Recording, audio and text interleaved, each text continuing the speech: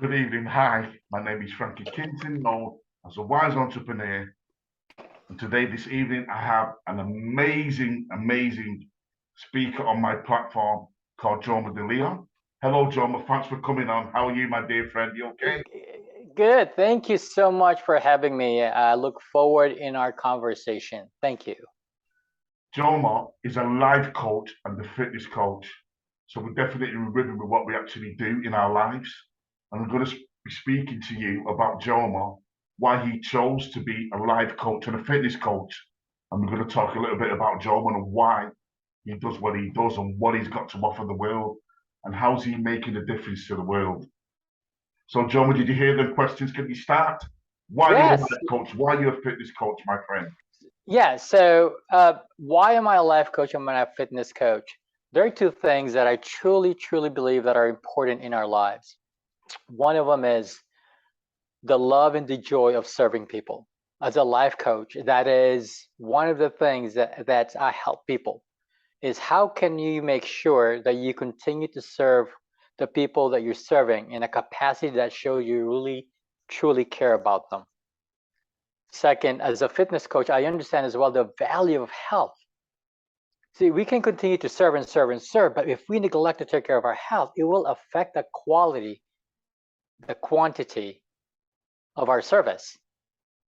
So my ultimate goal as a fitness coach and as a life coach is to combine these two things: serve well, take care of your health, so you can continue to provide genuine service to the people that you're helping. That's why I love what I do. So, Jeremy, you talked about some interesting points here. You talked about your health, because I see it as health is wealth. Yes. But our health, we can't do anything. Absolutely. We can't coach, we can't be a fitness coach.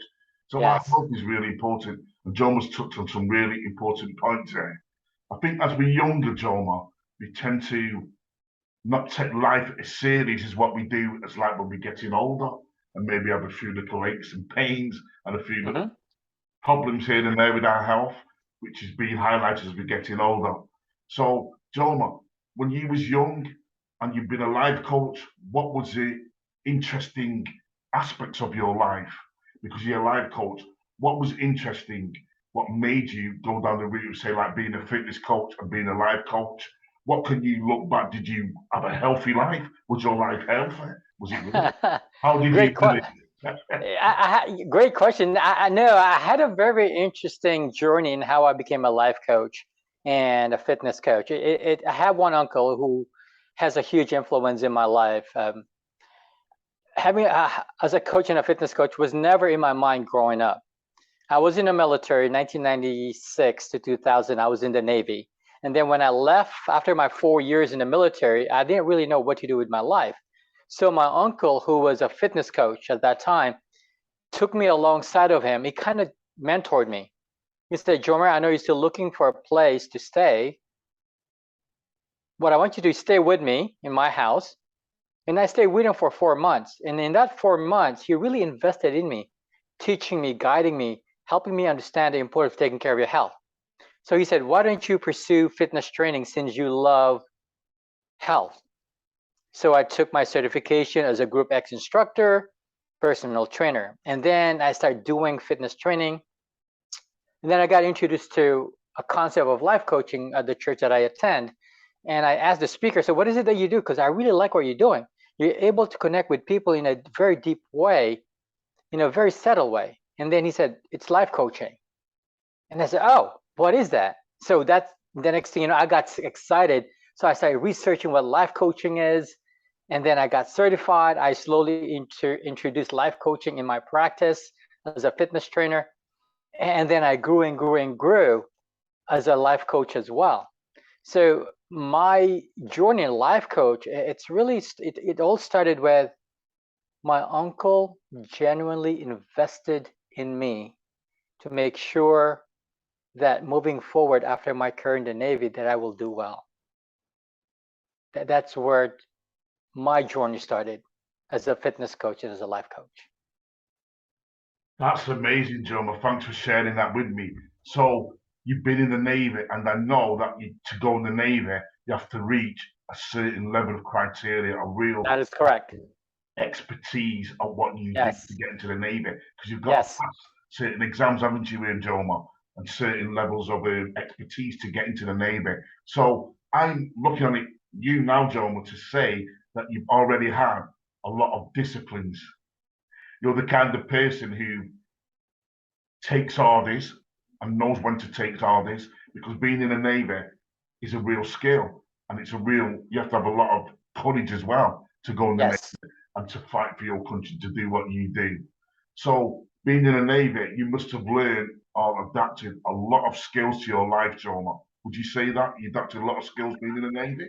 I would say so. There are lessons that I've learned in the Navy. There are a few lessons that I've learned. One of them is be adaptable. Be adaptable.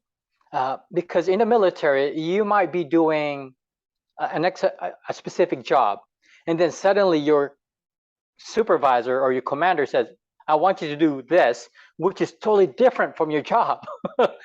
But yet you have to adapt immediately and learn what it is that you need to do to perform the task that's being called to for you to do. So that's one thing I've learned is be adaptable. Don't limit yourself saying this is my job and this is the only thing I can do.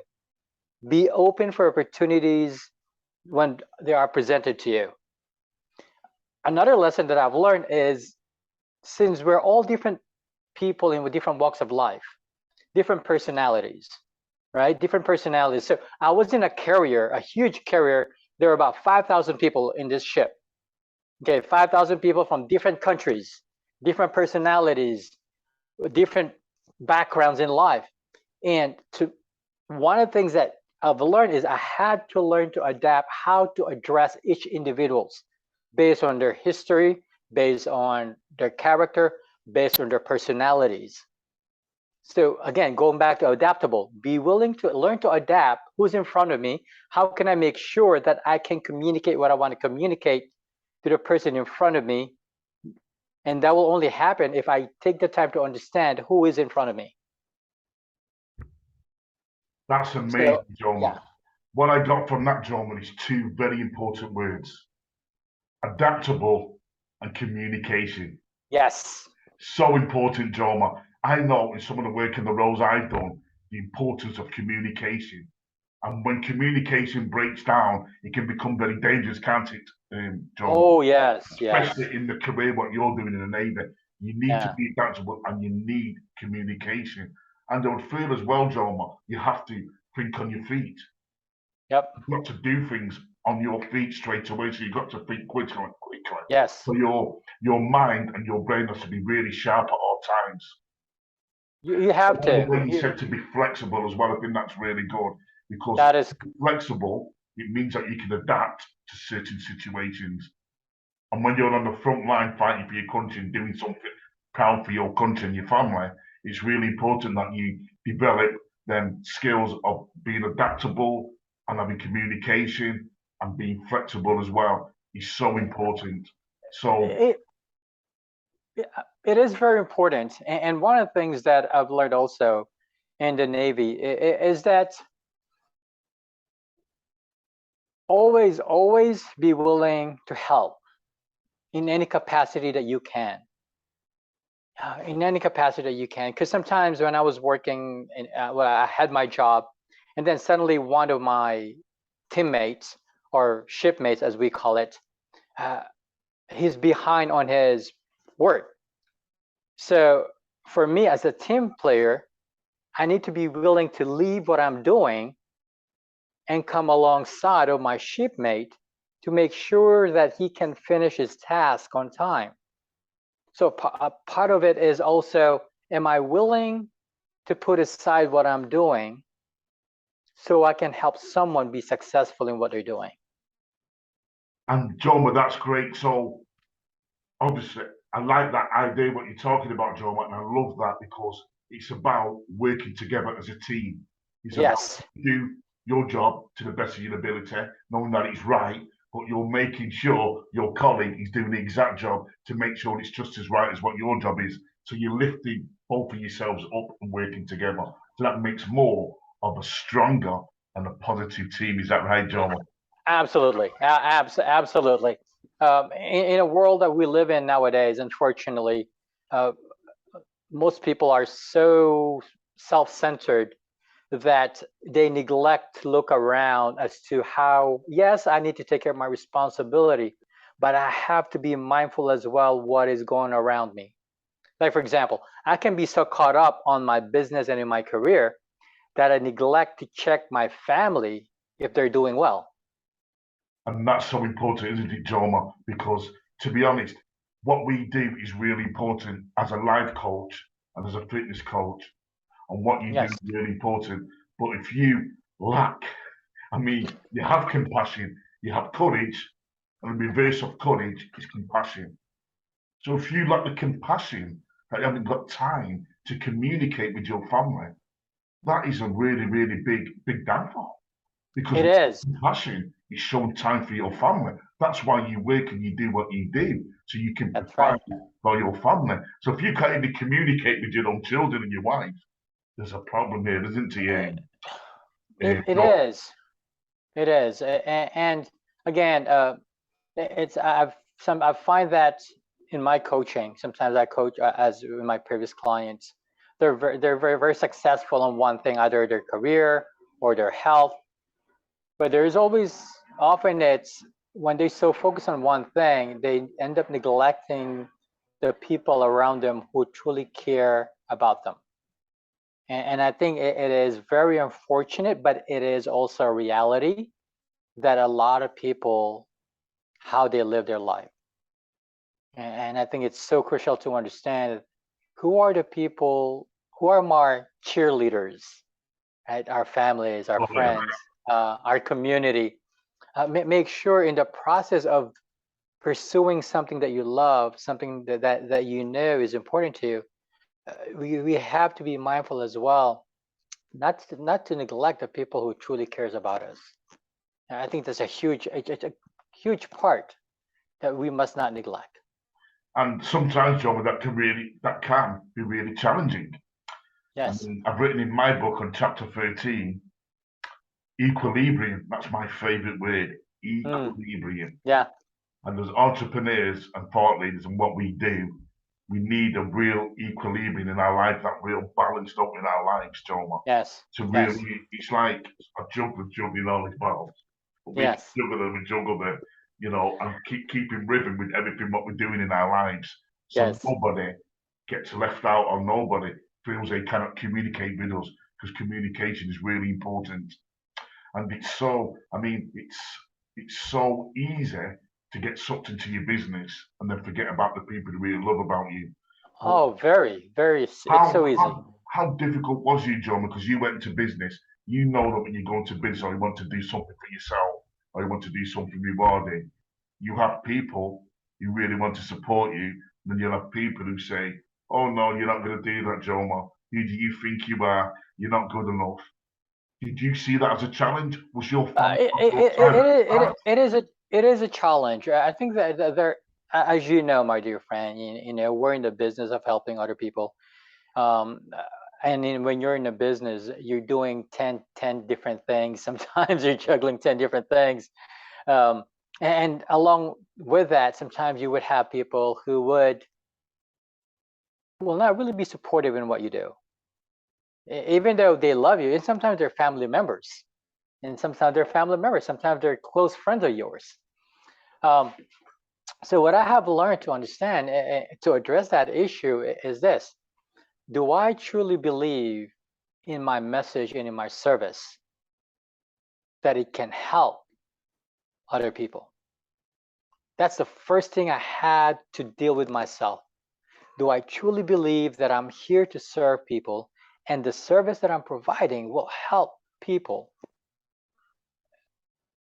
If I can answer that question with absolutely yes, that addresses immediately the naysayers.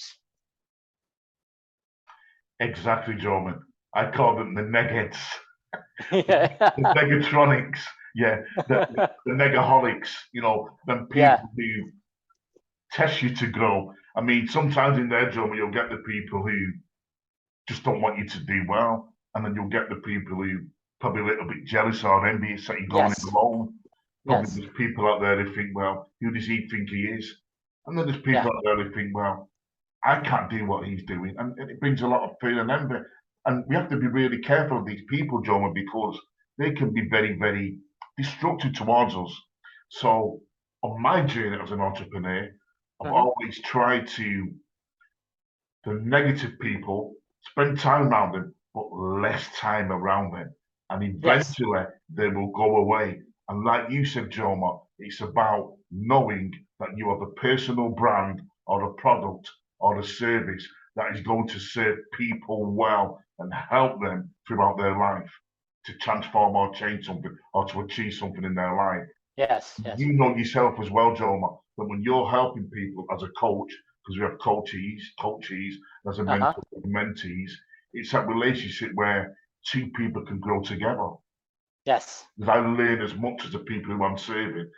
They teach me Yes. so much about myself, just as well as I'm teaching them something about their self. So it's always a two-way process, and that's what makes the industry, what we do, so lucrative and so successful and so rewarding to know that you can change a person's life. Yes. It is absolutely true. And going back to what you said of changing people's lives, uh, I would say that one of the best way to change people's lives is that going back to how we started is to cultivate a heart to serve. Cultivate a heart to serve. Um, I grew up in a family that it's a very serving family. And I've learned how to serve from my grandfather, from my grandma, my mom, and my dad. Uh, and they showed service in different ways. My grandfather was a spiritual leader in the country and the province where I grew up in Philippines. So he served through his words, Wow. encouragement, delivering messages that they were uplifting and supportive. My grandma taught me to serve the art of service by how she take care of the house, cleaning, cooking. So she taught me the art of service from the point of view of Jomer learned to clean the house. By necessity, yeah, exactly. Yeah. And my mom, she taught me how don't let your health stop you from serving people. Because my mom, she was born with a heart problem, enlargement of the heart. So Like as angina, very yeah. yeah, so at a young age, she always struggles with that. It was very common as I was growing up that I would go to school, and the next thing you know, after when they pick me up from school, where I'm going straight to the hospital because my mom had one of those heart episodes. But yet, her health never stopped her from serving people in the capacity that she was able to. And the way she served was she offered whatever she can offer. We had a house in Philippines. It was pretty good size, and so people in the province where she grew up, who came to our town, who didn't have a place to stay. She opened the house. She opened the cabinet of the table to join us in meal. So that's the lesson that I've learned from my mom: is offer whatever you can offer to serve other people, and make sure don't let your health stop you from serving people. Absolutely amazing, Joma. Some really important points you picked up on there. And I'm the same. I come from a family where a loving family. We were brought up with faith in Christianity. That's where I come from. Yeah, yeah. I'm into Buddhism, philosophy of life. Uh-huh. So, and that's really important. I feel that as well, Joma, that families, when you have a family, it doesn't matter whether you have your mother and your father still living in that family or it's a broken family, or mine's a broken family now. Yeah. The love is always still there, but the Yes. values are really important, John, what your family teach you. If they teach you that at a young age about values, that is so Yes. important growing up into the world. And you've just touched on that, Joma, about values of looking after yourself, your health, about cleaning the house, doing the necessity of things which are really vital for us, as we're growing up, because we have our own houses and we learn how to live and look after ourselves Yes. in our own houses. And you touched on some really important points there, Jomer, about value and how your family creates values for us, what we can take into the world. I think that's It really, is really important. Yeah, very important. And if you could permit me real quick, while it's fresh on my mind, and I know that, as I said, part of this talk is to encourage the youth to exactly. create a heart of service. Here's what I would say to the young ones: start where you are if you want to cultivate a heart of service. What do I mean by this? Uh, if you're still living with your parents at home, take ownership of what is it that I can do to add value to my family? What is it I can do to show that I care and I appreciate them? Oh, the trash needs to be thrown away. Oh, the plates needs to be washed. Oh, the bathroom needs to be cleaned, right? Start where you are and pay attention on your surroundings and ask, what is one thing that I can do right now that I will show the people I love that I appreciate them by serving them. My Absolutely my amazing. my grandma taught me this. She said, Jomer, whenever you go to a house party, when you're invited, always pay attention to your surroundings and find a way to serve even though you're a guest. She taught me that. That's really, really important, John, and what you talked about. And I love the way you talk about serving. Serving is really important. And another way as well, what we do when we serve, Joma, and you've talked about it so efficiently, so uniquely, so beautifully. I think it's about you being the best person you can be, but That's being it. That's the yep. nicest person that you can be. That's Always one be of the nicest person, because the nicest person are usually the ones who are the wisest persons, or the persons who've got something to offer. You the know, yeah, it's always nice to stand out from that crowd. Whether you're at a yes, networking meeting, especially when you're with your family, you always want to stand out, but you want to show the qualities of what your family have taught you. So when your family and other people look at you, think, oh, Jomer De Leon, his family really brought him up really respectful. And look at the impact it's had in his life. He's a life coach, he's a fitness coach, and now he's saving others. And that's how we can get our family on our side, especially when yes, we go into the big world or they see us taking on responsibility of being a fitness coach or being a life coach, rather than them thinking, oh, because sometimes our family want to protect us. They don't want to see us fall down, or they don't want to see us fail. yes, We know on a deeper level, Joe, the beauty of falling down and failure is to pick ourselves up and carry on that journey. So as long as the family see the values in what we're creating, yeah, and the service at what we're giving to other people, and they've seen that we have changed and transformed our life serving other people, I think they're definitely going to be on our side and going to be attracted to what it is that we actually do. So, Joma, I just want to ask you one question. yes, please. Do you have a mission statement?